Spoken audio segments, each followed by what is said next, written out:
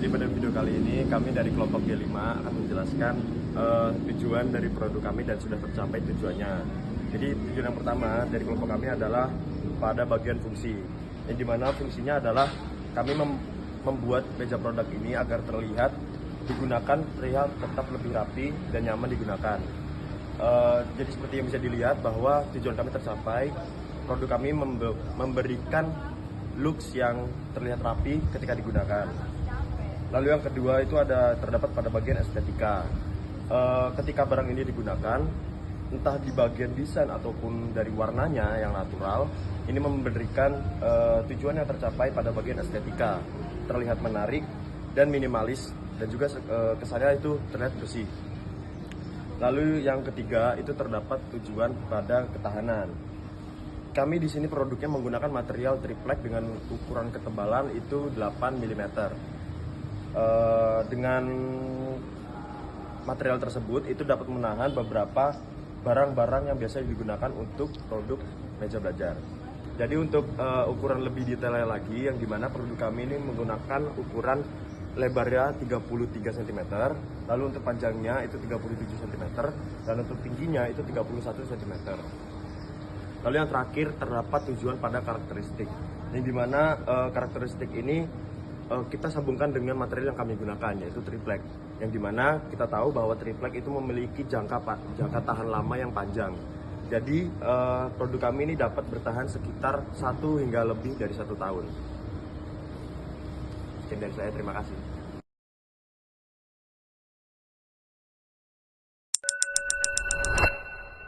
Oh, what a day. Oh, what a day.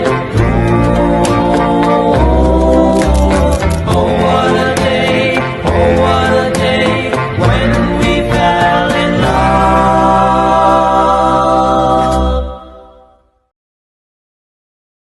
Baik, selamat malam Bapak dosen serta kakak asdos sekalian. Sini kami dari kelompok G5 akan mempresentasikan hasil manufaktur kami, yaitu kotak penyimpanan. Di sini kelompok kami beranggotakan 4 orang, ada Izra, ada saya sendiri Suwan, ada Grace, dan ada Arnel. Di sini yang akan kami kasihkan terdapat poin-poin penting seperti definisi masalah, identifikasi desain, desain konseptual, desain detail, evaluasi performansi hasil kompetisi desain, serta pengalaman pembelajaran. Pertama di sini ada definisi masalah dan identifikasi desain.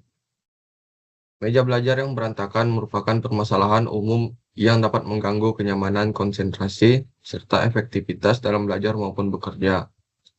Kondisi ini biasanya disebabkan oleh tidak tersedianya tempat penyimpanan yang memadai untuk mengatur dan menyimpan peralatan belajar secara rapi. Kebiasaan menumpuk barang tanpa memisahkan berdasarkan fungsi juga turut memperburuk keadaan. Oleh karena itu, solusi yang ditawarkan adalah kotak penyimpanan dengan kompartemen khusus seperti laci, rak buku, serta tempat alat tulis yang terorganisir. Lalu selanjutnya kita masuk ke dalam desain konseptual. Pada desain konseptual ini terdapat 3 alternatif yang menjadi pilihan di kelompok kami. Terdapat pada alternatif 2 dan alternatif 6 dan juga alternatif 9. Dan yang terpilih dengan penilaian yang terbanyak itu terdapat pada alternatif 9. Alternatif ini terpilih itu dikarenakan memiliki pilihan terbaik dibandingkan alternatif lainnya. Hal ini terpilih karena dalam faktor efisiensi, fungsi, ataupun biaya produksi. Lalu selanjutnya kita masuk ke dalam detail desain. Pada alternatif 9 detail desainnya itu ada beberapa poin-poinnya. Seperti yang pertama itu memiliki 2 tingkat dengan sekat-sekat yang memudahkan pemisahan alat tulis, dokumen, dan juga perlengkapan kerja yang lainnya. Jadi pemisahan alat-alatnya dengan 2 tingkat. Lalu di bagian atas dilengkapi dengan kompartemen miring untuk dokumen dan alat tulis.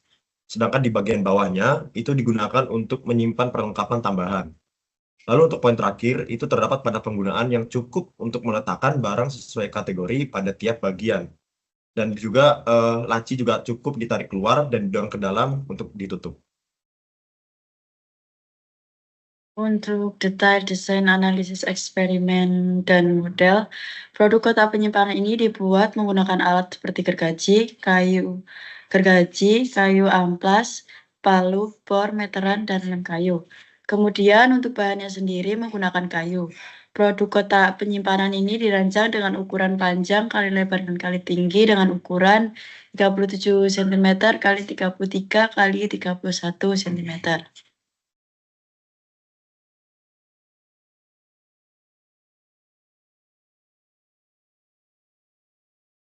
Selanjutnya ada detail manufaktur atau proses pembuatannya. Yang pertama, pengguna melakukan perencanaan desain dan pemilihan bahan pada software SolidWorks. Yang kedua, melakukan persiapan alat dan bahan yang akan digunakan saat proses manufaktur. Yang ketiga, mengukur pada masing-masing bagian yang akan dipotong. Yang keempat, melakukan penghalusan atau amplas pada bagian tepi kayu yang baru dipotong untuk meratakan bagian yang kurang rapi menggunakan gerinda amplas. Yang kelima, melakukan perakitan dan penyusunan pada struktur kayu. Yang keenam, memasangkan paku untuk memperkuat konstruksi pada produk. Yang ketujuh, memberikan vernis pada kayu untuk memperkuat kualitas pada kayu agar lebih tahan lama. Yang terakhir, produk kotak penyimpanan siap untuk digunakan. Baik, di sini ada evaluasi performansi hasil kompetisi desain. Jadi evaluasi performansi hasil kompetisi desain itu menunjukkan bahwa produk yang dihasilkan memiliki fungsi yang baik sebagai kotak penyimpanan. Material kayu memberikan kesan warna yang natural dan kuat. Jika dilihat dari segi manufaktur, desain ini cukup sederhana dan mudah diproduksi, tetapi inovasi dan nilai tambah masih bisa ditingkatkan agar kotak penyimpanan ini lebih unggul dibandingkan produk yang sejenis. Baik, di sini ada pengalaman pembelajaran. Jadi pembelajaran dan pengalaman yang didapatkan, praktikan mampu menyusun laporan dari unit 1 sampai 4, mulai dari identifikasi masalah, analisis kebutuhan, serta perencanaan desain produk. Kemudian praktikan mampu berpikir kritis dan mampu membuat ide desain yang menarik, serta mampu menyelesaikan permasalahan yang ada.